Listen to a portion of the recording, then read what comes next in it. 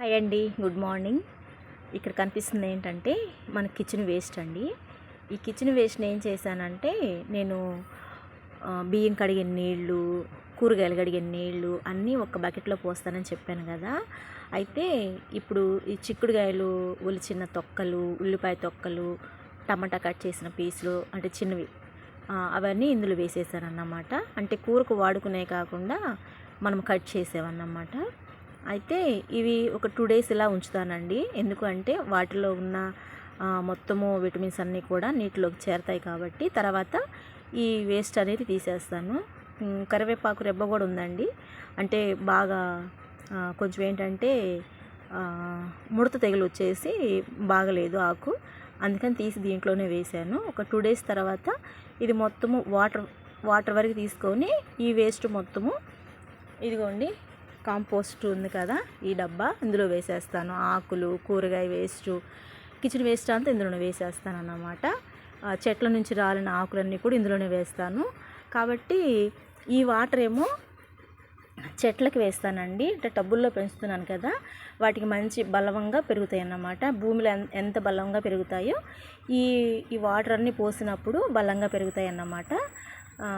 కాబట్టి తర్వాత ఈ కిచెన్ వేస్ట్ని మళ్ళీ దీంట్లో ఆ డబ్బాలో వేసేస్తాను. ఈ విధంగా నేను కడిగిన నీళ్లు కానీ కిచెన్ వేస్ట్ కానీ ఎక్కడా కూడా పడవేయకుండా వచ్చిన దేవుడు మనకిచ్చిన ప్రకృతిని తిరిగి మరలా ప్రకృతికి ఇచ్చేస్తున్నాను అన్నమాట. దీని ఉద్దేశం ఏంటంటే చాలామంది మొక్కలు పెంచాలి, ఆక్సిజన్ లేదు, ఎండలు వచ్చేసినాయి, ఎండలు అంటున్నారు కానీ అడవులు కొట్టేస్తుంటే ఊరుకుంటున్నారు, చూస్తూ ఉంటున్నారు, మాది కాదనుకుంటున్నారు.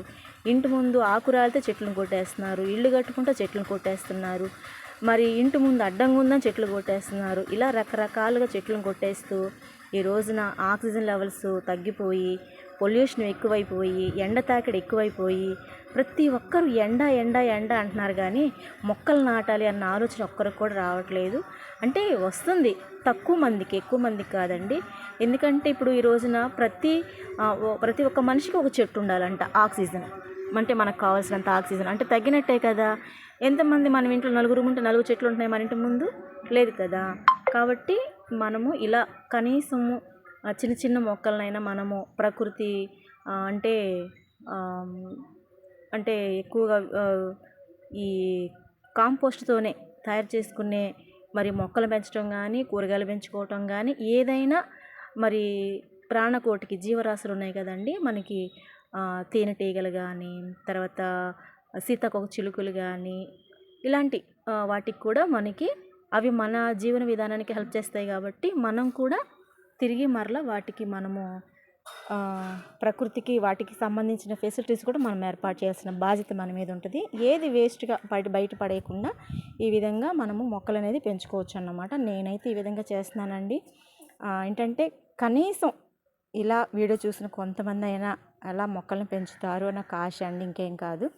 ఇవి పెంచడం ద్వారా, పెరటి తోటలు పెంచడం ద్వారా తేనెటీగల ఉత్పత్తి పెరుగుతుంది. తేనెటీగల ఉత్పత్తి పెరగడం ద్వారా మన ఆహార పంట కూడా ఉత్పత్తి పెరుగుతుంది. అంతేకాకుండా మనకి ఆర్గానిక్ కూరగాయలు, మన ఇంట్లో పండించిన